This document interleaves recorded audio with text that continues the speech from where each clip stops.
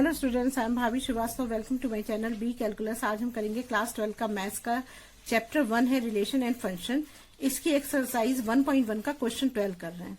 देखिए, ये वाला जो एग्जांपल है ये मैंने आपको इंट्रोडक्शन पार्ट में भी समझा रखा है, लेकिन मैं फिर से दोबारा से समझा देती हूँ। इसने दिया है कि अगर एक कोई ट्राइंगल है जिसमें T1 T2 जो है, T1 जो है वो T2 के सिमिलर है और इज इक्विलेंस रिलेशन बताना है इसमें ना। Consider 3 right angle triangle T1 sides 3 4 5। ये ट्राइंगल है। पहले वाले को सॉल्व करते हैं। तो अब जब हमें इसमें जो है पहले हमें शो करना है, पहले जो हमें दे रखा है वो हमें दे रखा है R जो है ये T1 T2, T1 is similar to T2। ये दे रखा है हमें, ये तो गिवन है हमें ना। अब देखिए क्या होगा। अब हम पहले सबसे रिफ्लेक्सिव का देखते हैं। जब रिफ्लेक्सिव का देखोगे तो मान लो कोई भी ये ट्राइंगल है आपका, तो अगर मान लो आप इस साइड की बात कर रहे हो, इस साइड की बात कर रहे हो, T1 है तो T1 की साइड T1 के तो बराबर ही होगी ना। अगर मान लो हमारा ये कंडीशन होती है ना, ए बिलोंग टू R होनी चाहिए, तो अगर हम यहाँ T1 लेंगे तो क्या होगा, ये तो बिलोंग करेगी दोनों। तो ये साइड अपने साइड के बराबर तो होगी। तो हम यहाँ लिख सकते हैं कि T1 is similar to T2। इसे दिया भी ना, T1 is similar to T2।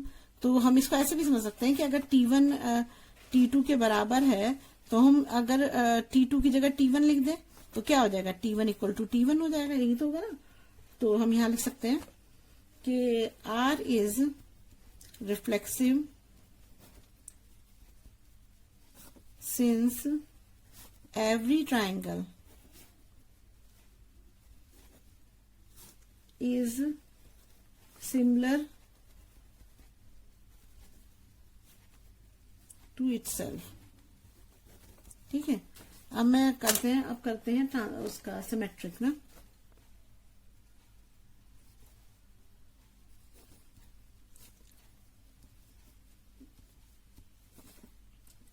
अब सिमेट्रिक में क्या कंडीशन होती है, सिमेट्रिक में होती है ए बी, लेट करते हैं ए बी जो बिलोंग टू R है तो B A belong to R आना चाहिए ना। अब मैंने मान लो यहाँ पे ले लिया T1 T2 belong to R है, ये तो दिया ही हुआ है। तो अगर T1 T2 के बराबर है तो T2 भी तो T1 के बराबर होगा, तो ये तो बिलोंग करेगा ही। तो क्या हो जाएगा, तो क्या होगा, यहाँ पर लिख सकते हैं हम ये जो है ये सिमेट्रिक है, R इज सिमेट्रिक।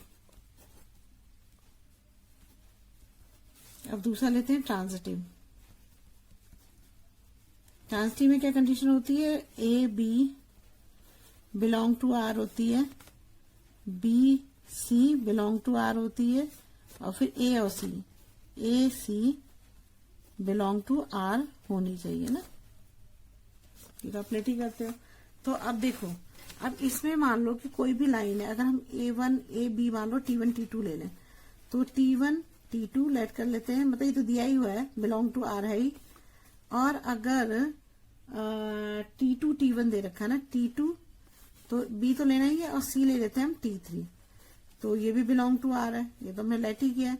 जब ये वाली लाइन इसके बराबर है, इस लाइन के बराबर T3 है, तो T1 और 3 तो अपने आप ही बराबर हो जाएंगे, है ना। अगर मान लो ये कोई लाइन है, T1 है, ये लाइन T2 के बराबर है, ठीक है ना, और T2 के बराबर ये T3 है, तो फिर T1 भी तो T3 के बराबर ही होगा, सभी बराबर हो गई। तो T1 T2 to belong to R हो जाएगा। तो क्या होगा, इट इज ट्रांजिटिव। तो ये क्या है, so it is equivalence relation.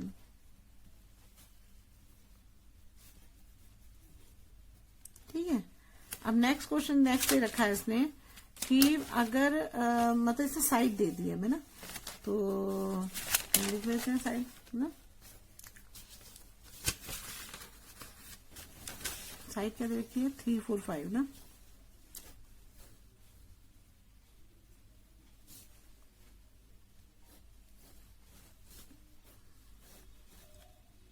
ये देखिए मैंने, तो हम बना लेते हैं इसको। दूसरा क्या है 3 4 5 ना।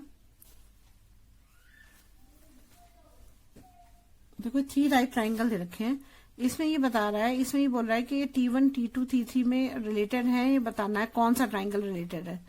तो अब हम क्या करते हैं, इसका देखो इसका रेशियो निकालो आप। पहले हम T1 T2 का रेशियो निकालते हैं ना।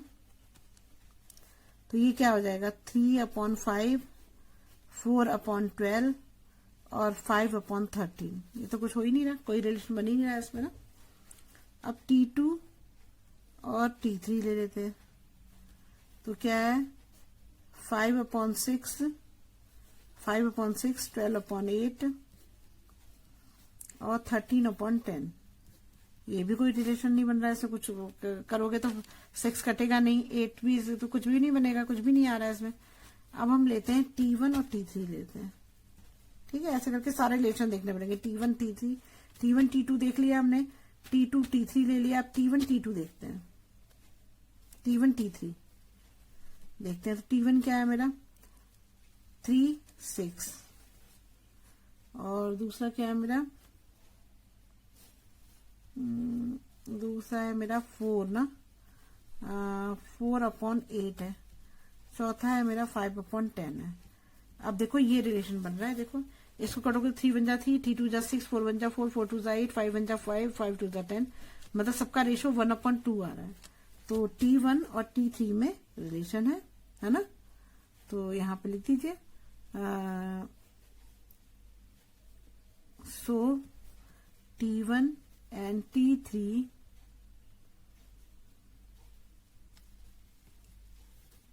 रिलेटेड है, बस और कोई तो है ही नहीं किसी का रेशियो, क्योंकि बिकॉज इसका क्या आ रहा है, बिकॉज रेशियो 1/2, मतलब 1/2 रेशियो आ रहा था, इसलिए ये सारा रिलेशन जो है इसका बस T1 और T3 में रिलेशन है हमारे। देखिए ये क्वेश्चन 13 है ना, एग्जाम 1.1 का है, एक्सरसाइज 1.1 का क्वेश्चन 13 है। So that the relation R define the set A of polygon as R equal to P1 P2, P1 into P2 have same number of sides is a equivalence relation. What is the set of all element A related to right angle triangle T with side दे रखा है 3 4 5। देखिए इसमें क्या relation दे रखा है, इसने बोला कि पॉलीगन है जिसमें P1 P2 जो है हैव सेम नंबर, मतलब सेम नंबर ऑफ साइड, इनके नंबर ऑफ साइड सेम है। It in equivalence what is the set of all element. देखो क्या दे रखा है, P1 और P2 दे रखे हैं, have a same number of sides है ना। तो इसका मतलब सेम नंबर ऑफ साइड है, तो इसका मतलब P1 P2 बराबर है। अगर P1 P2 बराबर है तो P2 की जगह हम P1 भी लिख सकते हैं, तो R एक रिफ्लेक्सिव होगा, है ना। अब अगर हम P1 जो है एज ए सेम पॉलीगन की तरह वर्क करेगा, has the same number of sides with itself, वो अपने सेम नंबर के बराबर हो गई, तो इसलिए जो है ये रिफ्लेक्सिव होगा। अब दूसरे में हम क्या करते हैं कि P1 और P2 बिलोंग करते हैं R से, लेट कर लेते हैं। तो अगर P1 P2 बिलोंग करता है R से, अगर इसके P1 के साइड्स ऑफ ट्राइंगल जो है वो P2 के बराबर हैं, तो P2 के भी तो P1 के बराबर ही होंगे, तो इसका मतलब ये सिमेट्रिक भी होगा। तो सिमेट्रिक है, देखो मैंने P1 P2 belong to R है, तो P2 P1 भी बिलोंग करेगा, है ना। समझ में आ रहा है ना आपको। तो अगर नंबर ऑफ साइड्स अगर उसकी 3 है या 4 है या कोई भी है, तो वैसा ट्राइंगल रखा तो 3 हो गई, अगर 3 होती है तो क्या होगा, अगर P1 P2 की 3 है, P1 की 3 है, तो P1 P2 की भी 3 ही होंगी, तो सिमेट्रिक हो गया। अब लेते हैं इसको, now let P1 P2 P3 belong to R, ये तो हमने लेट कर लिया, ये मैं उसके लिए कर रही हूँ ट्रांजिटिव के लिए। तो क्या होगा, P1 P2 have the same number of side. अगर P1 P2 के मान लो ये 3 है, तो P2 का तो 3 है ही, इसी के बराबर ये 3 है, ये तो हमने लेट किया ना, तो ये भी 3 है, तो ये भी 3 होगा, तो इन दोनों का भी तो बराबर होगा, P1 P3 भी बराबर होगा। तो यहाँ पर ये थ्योरी मैंने लिखनी थी, इसलिए मैंने इसको लिख दिया है, क्योंकि इसे समझाने का काम था, इसमें लिखने का ज्यादा था, तो मैंने यहाँ पे लिख दिया कि जिससे कि आप लोगों का टाइम ज्यादा वेस्ट ना हो, जल्दी से वीडियो पूरी हो जाए ना। ये तो आप पॉज करके उतार भी सकते हो उसे। तो क्या होगा, P1 P3 जो है ये भी सेम नंबर ऑफ साइड होगा, तो P1 P3 belong to R होगा, तो इससे क्या होगा, इट इज ट्रांसिटिव हो जाएगा, तो ये इसलिए इक्विवेलेंस रिलेशन हो जाएगा क्योंकि तीनों रिलेशन पाए जा रहे हैं इसमें। अब देखिए ये हमें 3, 4, 5 ये दे रखा है हमें ट्राइंगल में ना, तो इसमें 3 साइड्स है ना, polygon 3 sides is a polygon with 3 sides, and the set of all element is related to triangle and the set of all triangle। देखिए इसमें 3 sides दे रखी है, तो क्या होगा, ये राइट ट्राइंगल दे रखा है और ये जो है इससे रिलेटेड होगा, ये तो लिखना पड़ेगा यहाँ पर, the element is related to the right triangle with side 3, 4, 5 are those polygon which have 3 sides, since T is a polygon with 3 sides, hence the set of all element in a related to triangle, एक दूसरे से related होंगे, is the set of all triangle, जो भी triangle के set होंगे वो सारे उससे रिलेटेड होंगे। अब करते हैं क्वेश्चन 14। देखिए अब ये है क्वेश्चन हमारा, अब ये देखिए क्वेश्चन 1.1 का क्वेश्चन 14 है। Let L set of all lines XY plane and R is a relation is L defined as L1 L2, L is parallel to L2, show that R is in a equivalence relation. Find the set of all lines related of line y equal to 2x plus 4 है।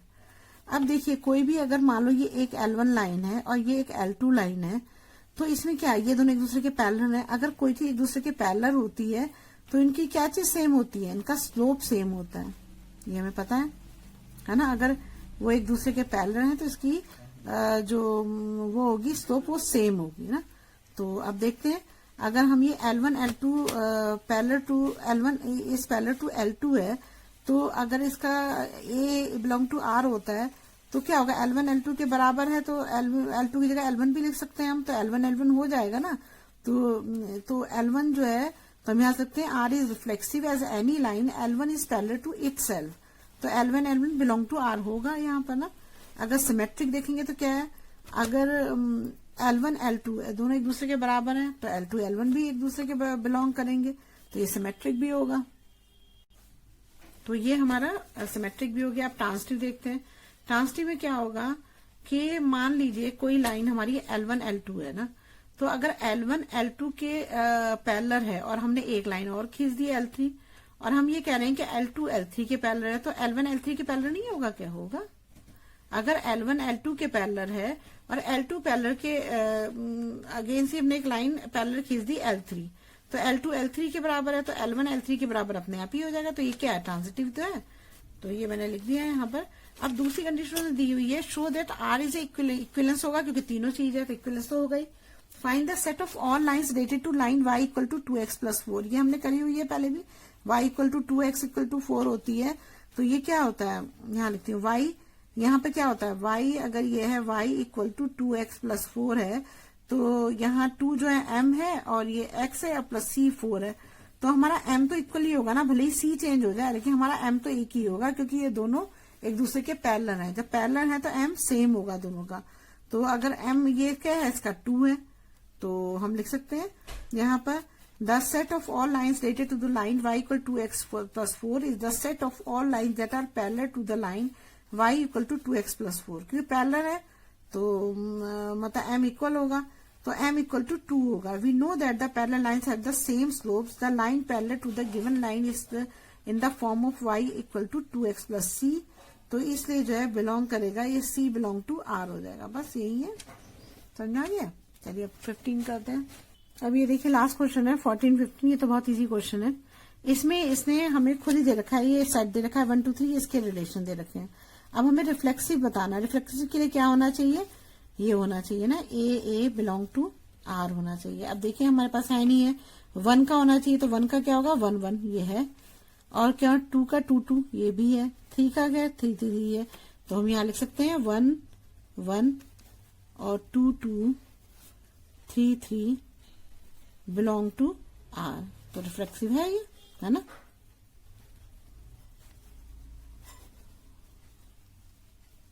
ठीक है, अब दूसरा देखते हैं symmetric. Symmetric के लिए क्या होना चाहिए, A B belong to R और B A belong to R, ये होना चाहिए ना।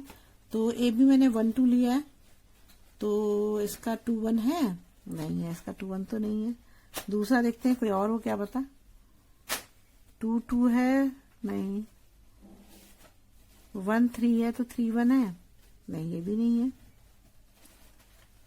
तो सिमेट्रिक तो नजर नहीं आ रहा यार। 1 2 1 3 तो 3 1 नहीं है, इसमें सिमेट्रिक है ही नहीं इसमें ना। अब देखिए इसमें जो है ये सिमेट्रिक ये नहीं है ना, कहाँ है सिमेट्रिक? देखो अगर हम ये 1 2 ले रहे हैं तो यहाँ पे 2 1 होना चाहिए ना, तो 1 2 तो बिलोंग कर रहा है आर से, लेकिन 2 1 जो है ये बिलोंग नहीं कर रहा है आर से, तो क्या है? It is not symmetric. समझ में आ रहा है? अब दूसरा इसमें क्या होना चाहिए था, अब हमें उसमें देखना पड़ेगा कि ये रिफ्लेक्ट वो ट्रांसिटिव है या नहीं। ट्रांसिटिव के लिए क्या कंडीशन होती है? A B belong to R, B C belong to R. अगर ये लेट करते हैं तो हमारा आंसर आना चाहिए ए सी बिलोंग टू आर, ये होना चाहिए ना, तो ट्रांसिटिव होगा। तो अब ट्रांसिटिव वाली कंडीशन भी देख लेते हैं हम। ये इसकी कंडीशन है, ये इसकी कंडीशन है और ये इसकी है, ठीक है।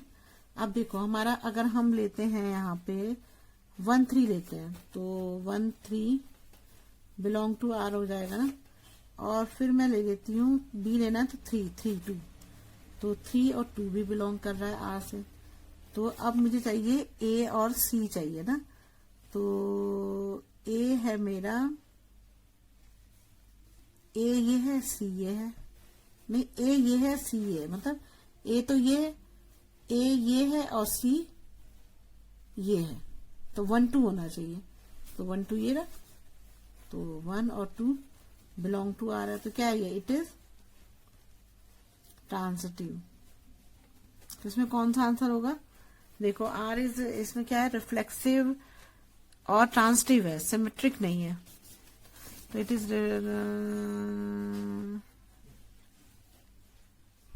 नहीं, R is reflexive and transitive but not symmetric, B होगा इसका आंसर।